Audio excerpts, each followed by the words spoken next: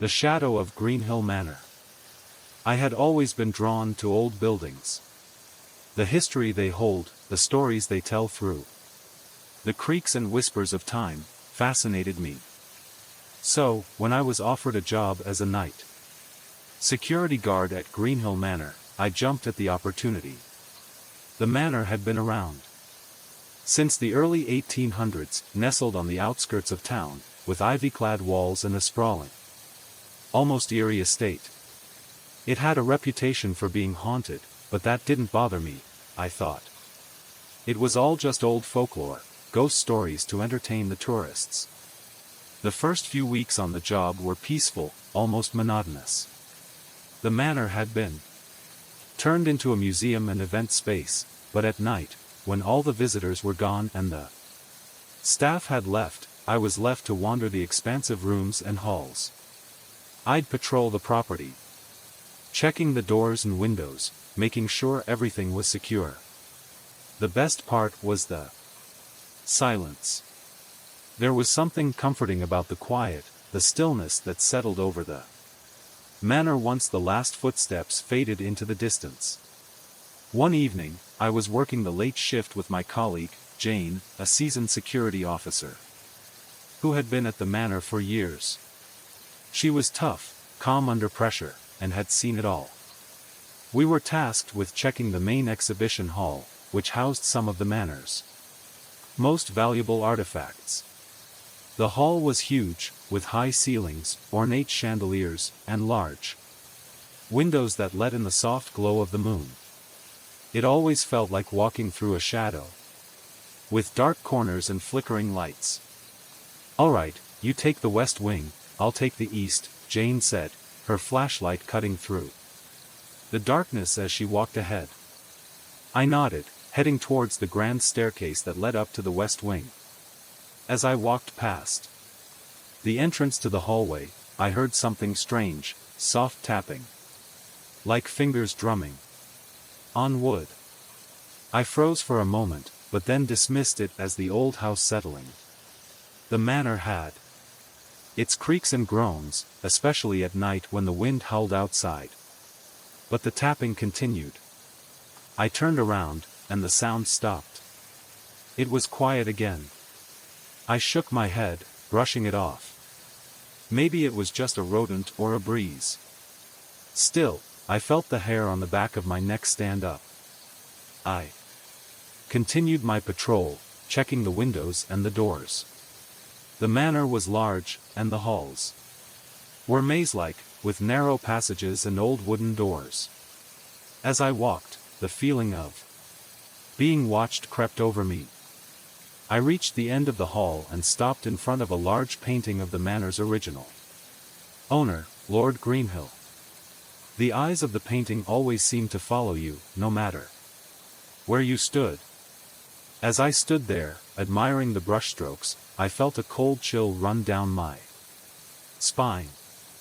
The air in the room seemed to grow thicker, colder, even though the heating system was working fine. It was then that I heard it, footsteps. Not distant, but close. Heavy and deliberate, echoing through the hallway. My heart started racing. I spun around, but no one was there. Just the flickering light above me and the shadows of the paintings stretching across the walls. "Jane?" I called out, but there was no answer. I pulled out my radio and pressed the button. "Jane, you there?" Still nothing. I started walking back towards the main hall, trying to shake the unease that was settling in my stomach. As I passed through a narrow corridor, I heard the sound again, this time, much closer. A faint whisper. It was barely audible, but I could make out the words. "Get out." My blood ran cold. I stood frozen in place, staring down the dark hallway, but there was no one there. I rushed back to the security office, trying to ignore the feeling that something was following me. When I arrived, Jane was sitting at her desk, sipping coffee, looking perfectly at ease. "You all right?" she asked, noticing my wide-eyed expression. I don't know. I heard footsteps.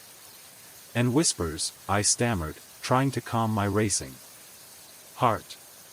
She raised an eyebrow. Ah, that's the Greenhill ghost. She's been known to wander the halls at night. People say she was the last owner's daughter. Some kind of tragic love story. Doesn't bother most people, but she has her moments. I wasn't sure what to make of it. Jane spoke about the ghost as if it were nothing more than an annoying occurrence. But it didn't feel like an ordinary ghost. The presence I felt wasn't just a spirit lingering. It was malevolent. The night dragged on, and though I tried to focus on my rounds, I couldn't shake the feeling that I was being watched. Every now and then, I would hear the faint tapping again, followed by a whisper, always the same words. Get out. I had been at Greenhill Manor for nearly 2 months, and I thought I had seen all there was to see. But that night, things changed. Around midnight, Jane and I decided to split up for our rounds. I was tasked with checking the cellar, a dark, cold place under the manor. It was where they stored old wine bottles and various artifacts, but it always had an unsettling feel to it. I grabbed the flashlight and made my way down the creaky stairs, the light from my beam cutting through the thick darkness. As I reached the bottom, the air seemed to grow heavier, colder. My breath clouded in front of me, and I could feel the dampness of the stone walls. I started walking through the cellar, checking the locked doors and windows. That's when I saw it, the shadow. It was tall, dark, and for a moment, it seemed to stand perfectly still, like a person waiting. But there was no one else in the cellar. I froze. My flashlight flickered, and for a brief second, the shadow seemed to move, its form stretching unnaturally long across the floor. Jane? I called out, my voice shaky. The shadow didn't respond. It just stood there, watching me. Suddenly, I felt a cold hand brush against my shoulder. I spun around, heart pounding, but no one was there. The cellar door slammed shut behind me, locking me in. Panic surged through me as I fumbled for the door handle, but it wouldn't budge. The air grew colder, and I could hear breathing, slow, raspy, coming from the far corner of the room. I turned my flashlight towards the sound, but there was nothing there. Then, I heard her voice again. Get out. I ran. I don't remember how I got out of the cellar, but somehow I managed to burst through the door, gasping for air. I found Jane waiting by the stairs, looking as calm as ever. What happened? She asked, seeing the look of terror on my face. I saw her. I felt her. The ghost. She's real, Jane. She's in there. Jane didn't seem surprised. She just nodded slowly. She's not the only one, you know. There's more than one spirit in this place. Greenhill Manor has a long history. Most people leave before they see the truth. I stared at her, heart still racing. I wasn't sure if I wanted to know what else lingered in the manor, but I knew one thing for sure, I wasn't going back down into that cellar. Not ever again. The shelter's midnight whispers. I had worked at the shelter for almost 2 years now, overseeing the night shifts. It wasn't an easy job, especially at night, when the weight of silence and the darkness felt thicker than usual. The shelter itself was a secure, well-maintained building. We had locked wings and strict access points, and only a few staff members worked during the night. I worked with just one other person most nights, and we'd keep to our separate tasks, making sure everything was locked, everyone was safe, and no one was sneaking around. One particular night, I was working alone for the first time in a long while. My coworker had called in sick, and I had volunteered to cover her shift. It was the middle of the week, and the shelter was quiet, too quiet, as if the building was holding its breath. The only other person at the shelter was our wheelchair-bound client, whom we always checked on hourly during the night. The shifts usually felt uneventful, but that night something was off. Around midnight, I heard footsteps. They were faint, soft thuds echoing through the hallway that led to the women's living area. I glanced out from my office window. Nothing. The women's wing was empty. And there was no movement. I shrugged it off, convinced that I was just tired. But as the night went on, the footsteps came back. Not just once or twice but repeatedly, like someone was pacing up and down the hallway. I stood up, looking out the window again, hoping to catch a glimpse of someone walking through the corridor. Nothing. The silence was deafening. I checked the time. It was nearly 3 a.m. With a sigh, I grabbed the keys from my desk and started my usual rounds, hoping it was just my mind playing tricks. The shelter was huge, old, and had thick stone walls that made the air feel heavy. I walked through the halls, past the women's area and into the men's wing, where no one was supposed to be. Every door was locked. The hallway was completely still. But the footsteps didn't stop. They were still there, just out of sight. I paused in the middle of the hall, listening. They were coming from the women's wing again, this time closer, louder. Like someone was walking right outside the doors. I quickly checked the staff area. It was empty, everyone else had left hours ago. I made my way down to the back of the building, where the bathrooms and storage rooms were located. The hallway was dimly lit with bright LED lights, casting long shadows on the walls. As I passed the narrow corridor, I heard it again, faint, almost imperceptible but distinct footsteps coming from behind me.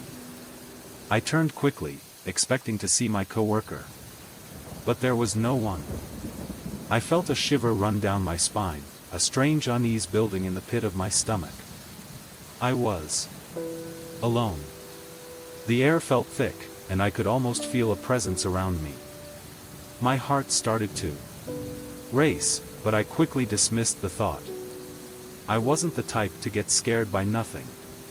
Still, the feeling of being watched lingered as I walked back to the office. When I returned, my coworker was fast asleep in the staff room. I sat down, feeling a little shaken, and checked my watch. It was just past 4 a.m. I stared at the clock, trying to focus on something else. The footsteps were gone, but that strange feeling of dread hadn't left. I decided to keep busy and began organizing the admin area, heart pounding in my chest. I was terrified, but I couldn't let him know how scared I was. I took a few back roads on my way home that night, weaving through alleys and quiet streets, making sure I wasn't being followed. My heart didn't stop racing until I finally made it home, safe and sound. The next few days, he didn't show up at the store, and I never saw him again. I tried not to think about it, but the fear lingered. It wasn't until months later, when I quit the job for a new one, that I finally let go of that constant fear of running into him again. Now, I work at a nursing home, where the days are quiet, and the only people who interact with me are the elderly residents. No more stalkers, no more fear. The only worries I have are dealing with the occasional goofy old man and making sure everyone is comfortable. But there's something reassuring about this place. No one watches me in the parking lot anymore, and the only things that lurk in the halls are the old, restless souls of the residents. And for now, that's the way I like it. The unseen visitors. It was the summer of 2019 when I started working the night shift at a small convenience store on the outskirts of town. The store wasn't busy, mostly serving late-night truckers and the occasional person who'd forgotten to grab something on their way home.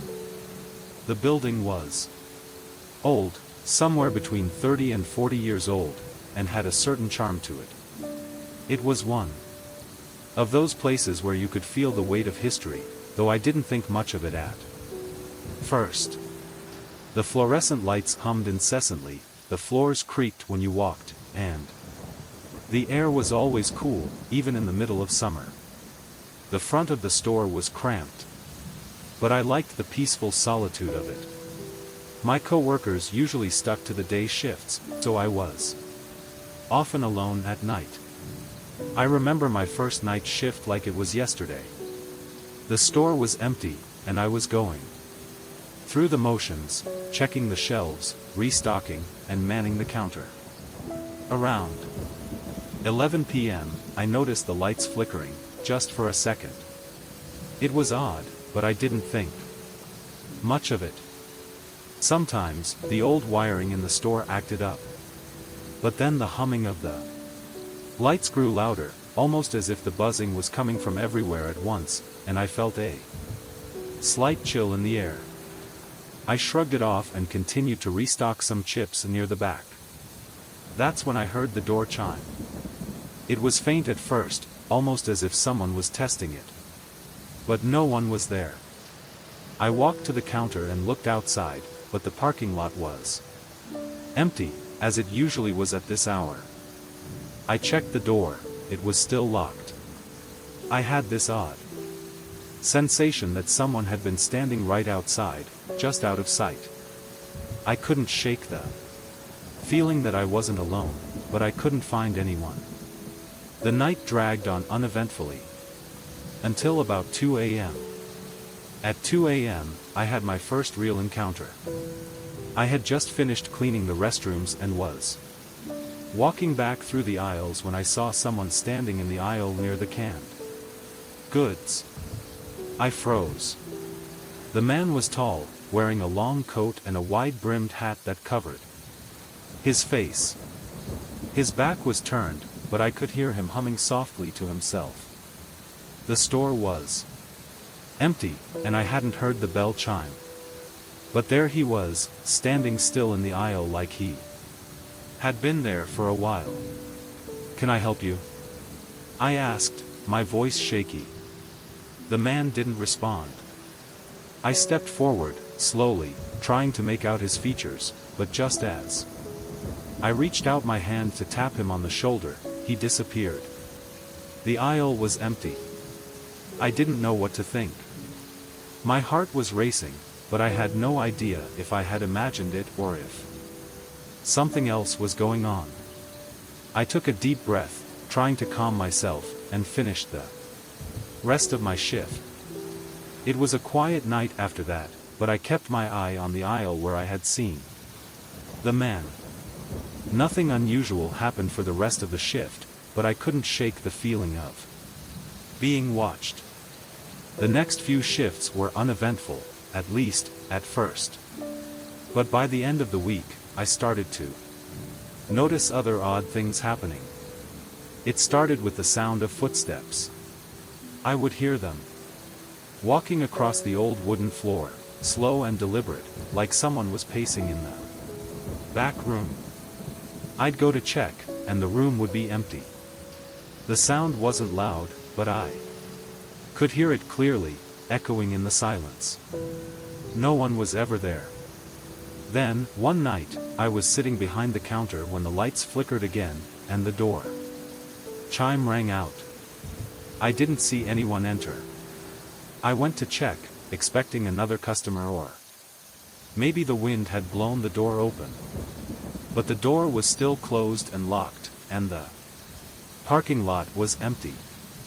Yet, when I turned back toward the counter, I saw the silhouette of a man standing at the far end of the store. I called out, "Hello?" The man didn't respond. This time, he was facing me. He had the same wide-brimmed hat and long coat as before. I walked slowly toward him, each step heavier than the last, my feet dragging against the cold tile floor. My mind was racing. Who was he? Was he the same person I had seen before? The closer I got, the more I could feel the chill in the air. He didn't move, and his face was still hidden under the shadow of his hat. As I reached out to speak again, the lights flickered violently, and in an instant, he was gone. No footsteps, no sound, just a cold spot where he had been standing. I was terrified. I locked the door behind me and rushed to the back room. I tried calling my supervisor, but the phone line was dead. I couldn't explain it. I couldn't make sense of it. I waited for what felt like hours, the silence in the store growing heavier and heavier, until I heard the door chime again. This time, I was sure no one had entered. I checked the windows, the back room, the aisles. As I sorted through some files, I heard something again. This time it was more distinct, knocking. Light knocking on a door. I froze. It wasn't coming from the staff area, where I would expect noise. It came from the women's living area. I shook my head, convincing myself it was just my mind playing tricks again. But then, I remembered what my coworker had told me during my first week. Things happen here. Weird things. People hear knocking almost every night, and sometimes, we hear voices. She'd laughed it off then, but now, with the knocking echoing in my ears, I wasn't so sure. I grabbed my flashlight and went to check the women's wing again. The area was locked, and no one should have been in there. But as I walked through the hallway, a sudden chill ran through the air.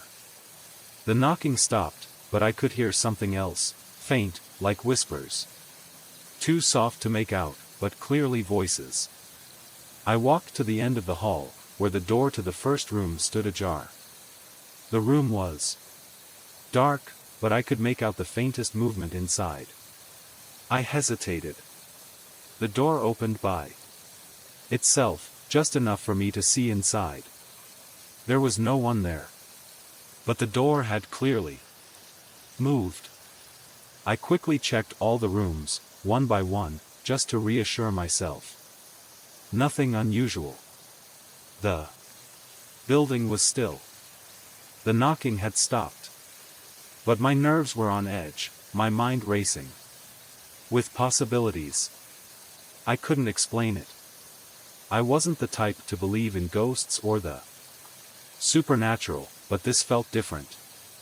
As I stood in the hallway, a new thought crossed my mind.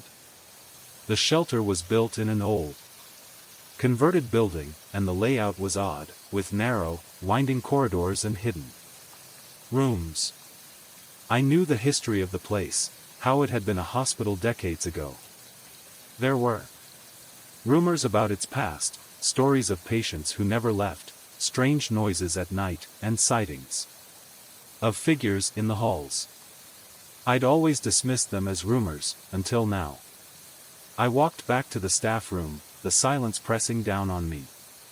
I told myself to keep it together, but the whispers, the sounds I'd heard, were still fresh in my mind.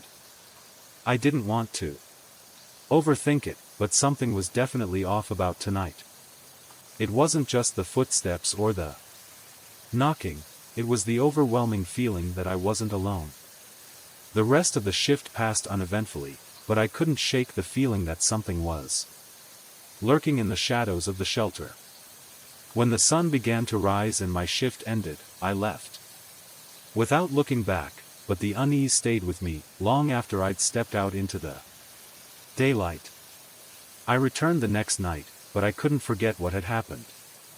The whispers, the footsteps, the feeling of being watched, it had all felt too real. I didn't want to jump to conclusions, but something about the shelter felt haunted. As I walked through the halls once more, I kept my flashlight close, scanning the corners, half expecting to hear the whispers again. Maybe it was the building, maybe it was just my imagination. But every time I passed the empty rooms, the silence grew heavier. And every time the knocking started, I knew I wasn't the only one listening. The midnight visitor. I had always been a night owl, so taking the night shift at a local convenience store wasn't anything new for me. It was a small, unassuming store located on the outskirts of town, known for its late hours and quiet atmosphere. Most of the time, it was just me and a couple of regulars who came in for late-night snacks or a bottle of soda. The shift would pass without much happening, just the steady hum of the refrigerators and the occasional flickering of the fluorescent lights above me. But things changed one particular night. It was around 10:30 p.m. when she walked in. An elderly woman, thin and frail, with a long, tattered coat and a cane that seemed to drag behind her. I was standing at the counter, half watching a rerun of an old sitcom on the small TV mounted on the wall when she approached. Her movements were slow, deliberate, and despite the dim lighting, I could tell something about her seemed off. She gave me a faint smile as she reached the counter, and I greeted her, though something about her presence made the hairs on the back of my neck stand up. "Can I help you?" I asked, trying to push the unease aside. She looked at me for a moment, then asked for a specific brand of tea. It was a brand I didn't even know existed, something obscure and hard to find. I told her that I didn't think we carried it, but I'd check the back. As I walked toward the stockroom, I was left with the sound of her slow, shuffling footsteps behind me, echoing faintly in the empty store. I was only gone for a minute or two, and when I returned to the counter, she was gone. I paused, looking around the store. I didn't hear the door open, and the bell above it didn't ring. She had vanished. I asked my coworker, who was in the back sorting the deliveries, if she had seen the woman leave, but she hadn't noticed anyone. There was no one else in the store. I didn't think much of it at first. Maybe she'd slipped out while I was in the back, or perhaps I'd been imagining things. It wasn't until the next day, when I went to visit my grandmother, that everything came rushing back. As we sat at the kitchen table, sipping tea, my grandmother showed me the obituary section of the local newspaper. She pointed out a name and then paused for a moment before continuing. One of the obituaries was for an elderly woman who had passed away 2 months ago. The photo attached to the obituary made my stomach churn. There, staring back at me, was the same woman I had seen in the store the night before. Her name was printed below the photo, and the date of her death was clear. I felt a cold shiver run down my spine as I realized I had seen a ghost. There was no logical explanation for her being there, asking for a product we didn't carry. No logical explanation for her sudden disappearance either. I couldn't shake the feeling that her ghost had come to me for a reason. Perhaps there was something she wanted, something unfinished. I wondered if I would ever see her again. The stalker at the retail job. Before I started working the night shift at the convenience store, I had a job at a retail store in the city. It wasn't much, just a regular sales job, but it was enough to get by. However, things took a strange and terrifying turn when a man started coming into the store, specifically asking for me. At first, it was just a couple of casual encounters. He'd come in, stare at me for a bit, and then ask if I could help him with something. His questions were normal at first, about the store's products, where things were located, but soon, they became increasingly inappropriate. He started asking personal questions about my life, where I lived, what I liked to do in my free time. Then, one day, he asked me outright if I was single and whether I would be interested in spending some time together. I was taken aback and politely told him I wasn't interested. I tried to brush it off, but he wouldn't take no for an answer. The situation escalated quickly. He started looking me up on social media and messaging me, asking for intimate details and begging me for sex. I blocked him on all platforms, but he didn't stop. One evening, after my shift, I noticed him waiting in his car outside the store, staring at me through the window. The thought of walking to my car alone terrified me, especially with no one else around. It was during one of those nights that things got truly scary. I was alone at the store, closing up for the night, when I saw him again. He was parked outside, waiting for me, his car idling. My heart raced as I walked toward the back exit, hoping to avoid him. But as soon as I stepped out, I saw him get out of his car and start walking toward me. I had no one else to rely on. Everyone else had gone home hours ago, and I was alone in the parking lot with him. My mind raced, and my instincts kicked in. I reached into my pocket and pulled out the pocket knife I always carried with me.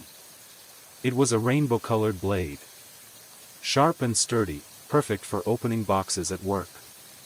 I held the knife out in front of me, making sure he could see it clearly. He hesitated, looking at me, then suddenly turned and rushed back to his car, peeling out of the parking lot. I stood frozen for a moment,